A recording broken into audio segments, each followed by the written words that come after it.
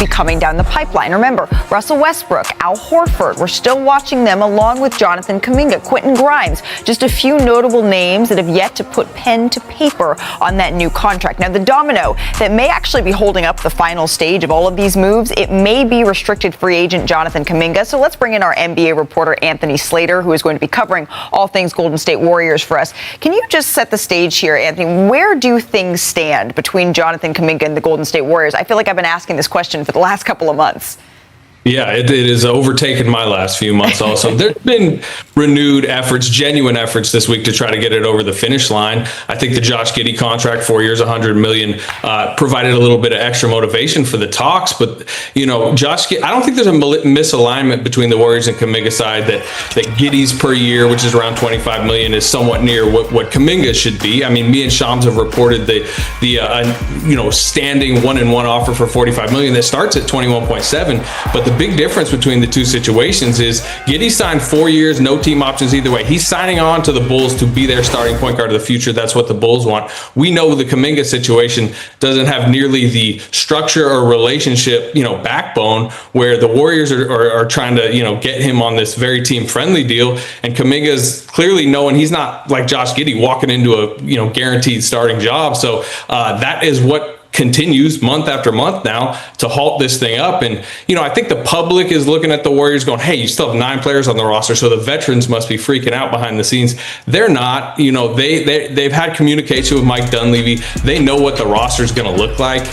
They know the dominoes that are going to fall. They're not in the dark about that. But I think they're wondering about Jonathan Kuminga's buy-in if he comes back on the qualifying offer. And their curiosity is, can this thing get done where Jonathan Kuminga can come back and be a part of this team, really without an agenda trying to push forward. Right, and not really knowing exactly what his role is going to be, which has been a theme, frankly, for Jonathan Kuminga's time with the Golden State Warriors. So let's say that he does. He signs this qualifying offer. He comes back to the Golden State Warriors. How does that impact this Warriors' future? Because we also know the timeline that they're working with is the end of Steph Curry's prime, even though he says he's still firmly in it.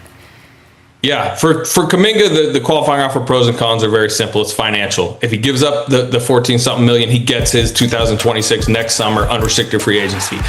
For the Warriors, it's more complicated. They'd tell you, hey, look, if he came back on the qualifying offer, they'd still have his bird rights next summer. They'd save probably about 70-ish million in tax, but clearly neither side wants it. The Warriors are putting offers on the table to get him away from the qualifying offer because they need 2 things this year. They either need Jonathan Kuminga to explode in year 5 and present them with the type of depth at the wing that they really need, or they need him on a tradable number that can go get them the type of depth, because I think we'd all agree they're kind of in the middle mix of the West. They need a little bit more, and to get more, you need Jonathan Kuminga to either be very good for you or tradable for you, and if he's on the qualifying offer, he's probably going to be neither. He has a no trade clause, and I'm not sure that's going to be the happiest of situations. Well, we only have a couple of weeks here for the Golden State Warriors and Jonathan Kuminga to reach an agreement, and we will be checking in with you as that continues to unfold. Slater, I really appreciate the time. Slater mentioned fans and maybe what they're thinking right now about this team. Well, it's September the 12th, and the Warriors, they still have yet to acquire a player with previous NBA experience. They remain the only team in the league that has yet to make a move like this, and this isn't really what we're accustomed to from Golden State. So, Mr. Windhurst, I ask you, how long do you think it's going to take for all of this to play out? Well, I'm going to just point out that restricted free agent standoffs are as old as the salary cap itself. And as old as I've been around more than 20 years, and I've seen ones drag on into December, into November, into October. It doesn't actually have to be done within 2 weeks, and that's the thing that I think was going to be a part of this.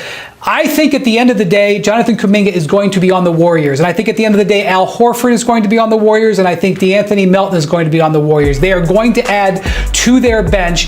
The question is he going to be on the team as a filler to just sit on their books until January when he can be traded, or is he going to be a genuine member of the team? The most important thing, if you look at the 2 numbers on the bottom of the screen right now, $8 million versus over $20 million that he would be getting. is such a big number that the Warriors are betting that he's not going to want to leave it. Of course, he's going to posture that he will leave it and take the qualifying offer, and it goes back into the stalemate. But I'm sorry to tell you, this could go on for a really long time. There's no rule that says he has to make up his mind by the start of training camp. So I wonder, let's just say Kuminga does end up signing the one-year qualifying offer. It would essentially make this season a showcase, right? That's what Slater was just saying, for an unrestricted free agency next summer. Perk, you've been in these locker rooms. What does that do? What does that mean for a locker room if that's the path of a player? Well, it means a lot, and especially when it's going to affect a locker room that's trying to win or have intentions on winning a championship.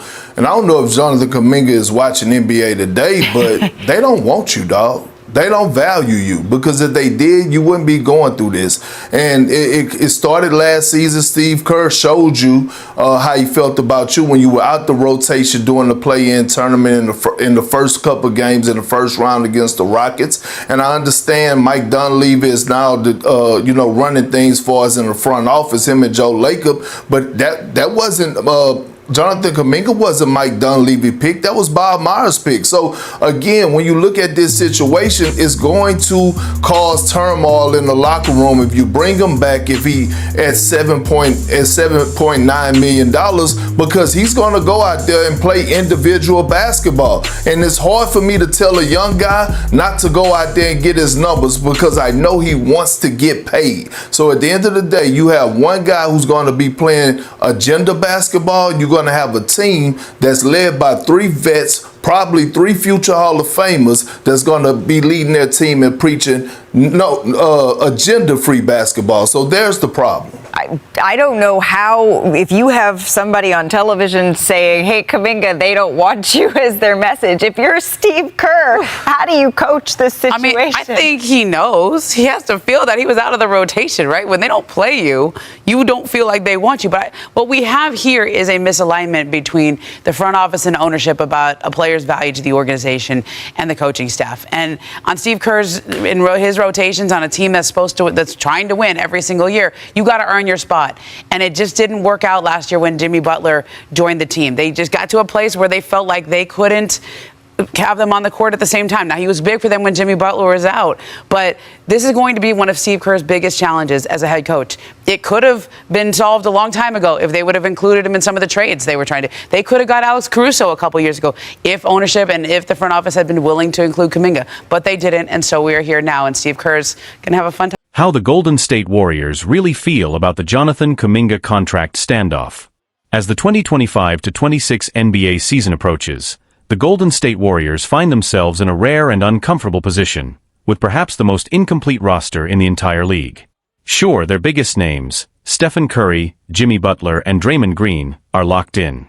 But beyond that, there's not much help on the way, and the biggest reason for the slow off-season can be traced directly to one issue: the contract standoff with rising star Jonathan Kuminga. Kuminga reportedly turned down a 2-year, $45 million offer, believing he's worth more, and it seems he's seriously considering a fresh start elsewhere. His future is now in limbo, and until that's resolved, Golden State has been handcuffed in rounding out the rest of its roster. Still, according to NBA insider Anthony Slater, the Warriors' locker room isn't panicking. In fact, the veteran core seems to be staying calm and informed throughout the process. Warriors veterans keeping cool amid Kuminga uncertainty. While it would be easy to assume the Warriors stars are frustrated with the lack of off-season movement, Slater says that's not the case. Speaking on ESPN, he revealed that the team's veterans, particularly Curry, Butler, and Green, have had clear communication with GM Mike Dunleavy Jr. and understand the bigger picture. I think from the outside, it looks like chaos, Slater said. People are looking at this roster and saying, you only have 9 players under contract. The vets must be losing it. But they're not. They've been in touch with Dunleavy. They know the plan. They understand what dominoes are waiting to fall. This isn't catching them off guard. That said, there is a lingering concern, not just about Kuminga's contract, but about his mindset if he ends up returning to the team on a 1-year qualifying offer. There is some real curiosity within the organization, Slater continued. If Kuminga comes back without a long-term deal, will he still buy in? Will he be a fully committed piece of this team, or someone looking to prove a point? Kuminga's future matters, but he's only one piece of the puzzle. With just a few weeks left before their preseason opener against the Lakers, the Warriors have only 9 players on the books. Guards, Stephen Curry, Brandon Podziemski. Wings, Jimmy Butler, Buddy Hield, Moses Moody. Forwards, Draymond Green. Bigs, Tracy Jackson-Davis, Quinton Post. If Kuminga does return, the Warriors will gain valuable depth at the wing/forward spot, and a scorer who averaged 15 points per game last season. But even then, serious depth issues remain, especially in the front court and on the bench. Once Kuminga's situation is resolved, whether through a new contract or a trade, Dunleavy is expected to act quickly to fill out the roster. Veteran names like Al Horford and Gary Payton II have been floated as potential additions, but everything hinges on one thing: Kuminga.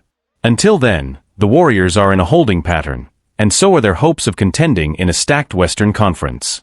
The ripple effects are starting to show. The longer the Kuminga situation drags on, the more it disrupts Golden State's ability to build a functional and competitive roster. With just 9 players under contract and preseason rapidly approaching, there's growing pressure inside the organization, even if it's not outwardly visible among the veterans. According to league sources, multiple free agents have put conversations with the Warriors on hold, waiting to see how the Kuminga issue plays out. Front office executives from other teams are also closely monitoring the situation, sensing an opportunity to make a move for the 21-year-old forward if negotiations fully collapse. One Western Conference scout noted, if Kuminga truly wants out, there are at least 10 teams that would be willing to put together a serious offer. He's 6 feet 8 inches, can score at all 3 levels, and hasn't come close to hitting his ceiling yet. A tense balancing act for Dunleavy. Mike Dunleavy Jr. now faces a delicate balance. Overpaying to keep Kuminga happy could compromise future cap flexibility, while letting him walk, or trading him for less than equal value, would be a clear step backward for a franchise trying to extend the Curry window. Internally, there's debate about how much of the team's future should be tied to Kuminga, especially with other young players like Moses Moody and Tracy Jackson-Davis already showing promise. Still, the consensus remains: Kuminga, at his best, has the potential to be a cornerstone, the kind of player you don't let walk without exhausting every option. Golden State has historically prided itself on maintaining strong player relationships and organizational stability, but this standoff is beginning to test those values. Unlike past extensions, like the ones Draymond and Klay received, this one is playing out with a different tone. Kuminga isn't just negotiating, he's asserting a desire to either be valued as a core piece or be set free to grow elsewhere. Locker room dynamics could shift. If Kuminga does return without a long-term commitment, his role within the locker room could become a point of tension. Several former players and insiders have warned that playing on a qualifying offer can create awkward dynamics, especially on a veteran team with championship ambitions.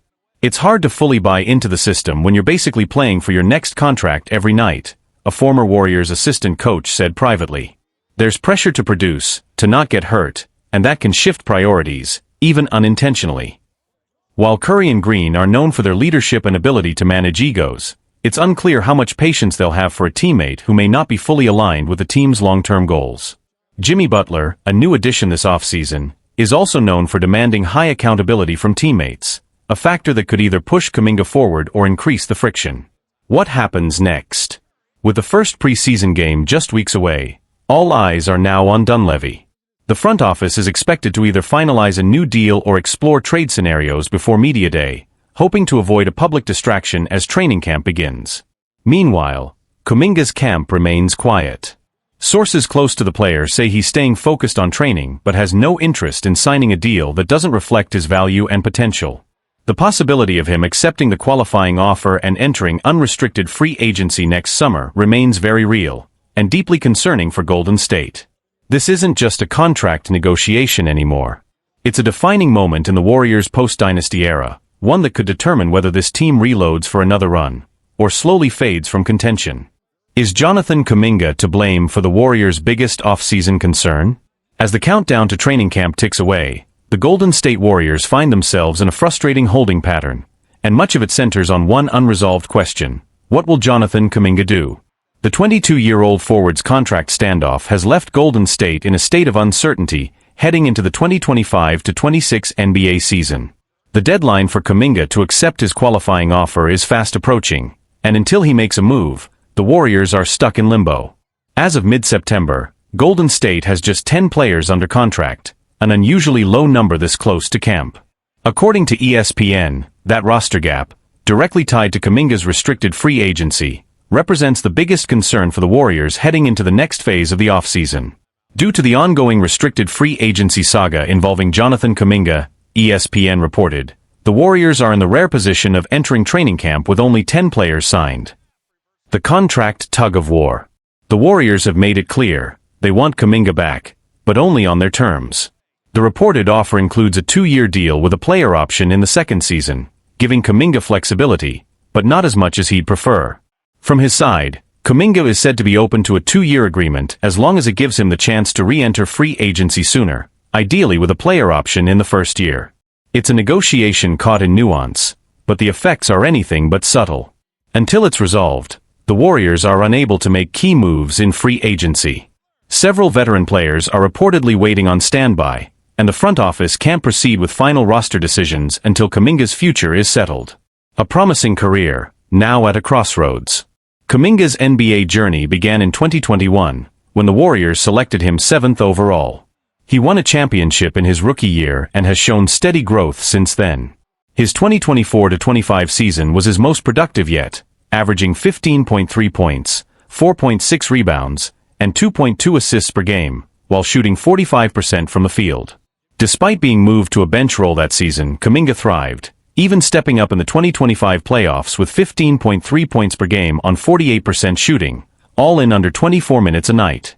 He's clearly developed into a high-level rotation player with starter upside. Still, his fluctuating role, coupled with the front office's hesitation to offer a longer-term deal, may have planted seeds of doubt, not just about his value, but about his future in Golden State. The dominoes can't fall until he does.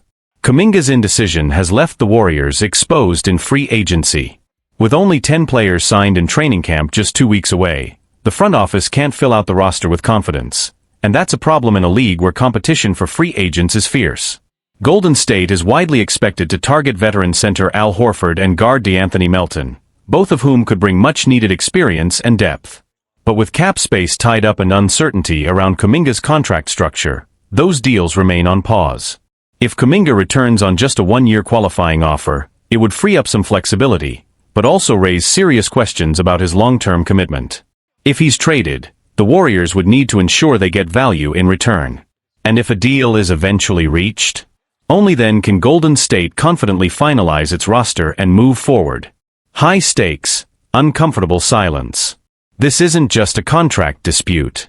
It's a moment that could shape the direction of the franchise's next chapter. The Warriors are trying to remain contenders while maximizing the final prime years of Stephen Curry's legendary career. Kuminga was supposed to be a bridge between eras, young, talented, and ready to grow into a cornerstone. But with the clock ticking and decisions still hanging, the silence is starting to speak volumes.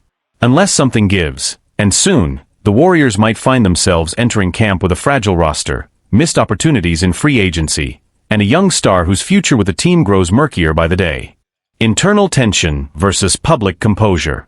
Publicly, the Warriors continue to project confidence. Team sources have insisted there's mutual respect between Kuminga's camp and the front office, and that both sides are working toward a resolution. But behind the scenes, there's a growing sense of urgency, and in some corners, quiet frustration. Coaches and executives are preparing for camp without knowing whether one of their most athletic and productive forwards will be there, and if he is, whether he'll be fully engaged. There's also concern about the message this sends to other young players on the roster, like Moses Moody and Tracy Jackson-Davis. If the organization can't commit to Kuminga after his breakout season, what does that say about their long-term vision? Meanwhile, veterans like Stephen Curry and Draymond Green are entering the later stages of their careers and are counting on the front office to give them a legitimate shot at competing. Every delayed signing, every missed opportunity, chips away at that window. Around the league, opportunity or red flag. Other teams are watching closely, not just as potential trade partners, but also as evaluators of Kuminga's value. There's still league-wide belief in his talent, especially his two-way upside. At just 22 years old, he's already shown flashes of being a 20-point-per-game scorer with elite physical tools. But questions remain about his consistency, maturity, and willingness to embrace a defined role on a veteran-heavy team. Some executives see this stalemate as an opportunity to poach a high-upside player from a franchise in transition. Others wonder whether Kuminga's reluctance to agree to Golden State's terms signals deeper concerns, perhaps a disconnect between player development and trust within the Warriors system. Golden State, for years, has balanced contending with developing youth. But this may be the first real sign that the two-track model is beginning to splinter. The clock is ticking. With training camp set to open in less than 2 weeks, the Warriors are running out of time to find clarity. They've made it clear they won't overcommit financially or in years, but Kuminga's side has little incentive to rush either, especially if he believes he's one good season away from a bigger payday in unrestricted free agency next summer. If he returns on the one-year qualifying offer, it resets the clock, but it could also create tension inside the locker room, especially if contract noise becomes a distraction. If the team trades him before the season begins, they'll be dealing from a weakened position, likely getting less value than they would have earlier in the offseason. And if no deal is made, and Kuminga holds out or enters camp disgruntled, that could impact chemistry from day one, especially on a roster that already lacks depth, cohesion, and defined roles outside of its aging core. Bigger than Kuminga. At its core, this is about more than just one player. It's about how Golden State plans to evolve, or if they even can. For nearly a decade, the Warriors built around a foundation of trust, internal development, and strategic risk-taking. But the NBA has changed, and so have the Warriors. Klay Thompson is gone. Jordan Poole, once viewed as a long-term pillar, was traded after his own tension-filled contract story. Now Kuminga stands at the center of another moment of transition. Whether he signs, is traded, or simply waits it out, how this situation is handled may shape how free agents, and rising stars view the Warriors going forward, not just as a contender, but as a destination. In a league where relationships matter as much as results, the next few days could quietly determine whether Golden State still holds the power it once did, both on and off the court. 3x NBA All-Star opens up about the frustration of guarding Steph Curry. A Western Conference rival has opened up about what it's really like trying to guard one of the most electrifying players the league has ever seen, Stephen Curry. For over a decade, the Golden State Warriors have struck fear into the hearts of opponents, game after game, season after season. With the deadly backcourt duo of Curry and Klay Thompson winning their first championship in 2015, the arrival of Kevin Durant securing 2 more rings in 2017 and 2018, and a 4th title in 2022, the Warriors became the team no one wanted to face. Their dominance wasn't just felt in the NBA, even on the Olympic stage in Paris 2024, they left a lasting impression. And now, even longtime rivals are starting to acknowledge just how special this era of basketball has been. Rudy Gobert gives Steph his flowers. Minnesota Timberwolves center and 3-time All-Star Rudy Gobert recently spoke about Curry during an appearance on the Old Man and the 3 podcast. His words struck a chord. "I wasn't on the court at that moment," Gobert said, referring to a pivotal Olympic play. "I wanted to be out there. The competitor in you always wants to be in the fight, but honestly, it's just frustrating." Then he paused, and offered a more reflective take. "But when you see greatness like that, live and up close, you can't help but appreciate it. You tip your hat. You don't want to be a fan in the middle of the game, but in moments like that, you just have to admit, this is one of the greatest to ever do it." He added, "I don't even think we lost the game right there. I think we lost it earlier. But still that moment, you remember it.